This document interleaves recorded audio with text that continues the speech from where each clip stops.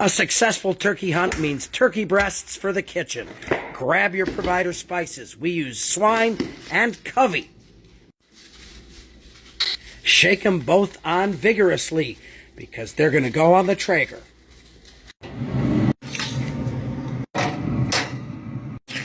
Set the Traeger to 250 and probe them till they hit 150.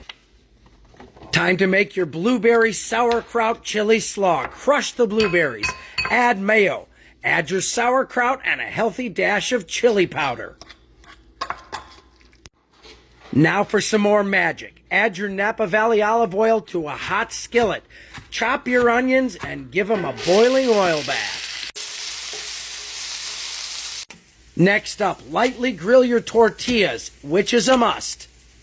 After the turkey breast has rested, start slicing it. First across the grain, and then chop it sideways because it's going to go in with the grilled onions.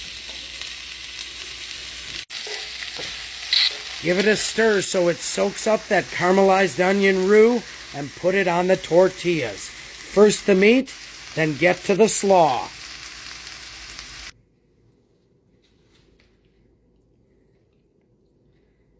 Oh man, that's really good.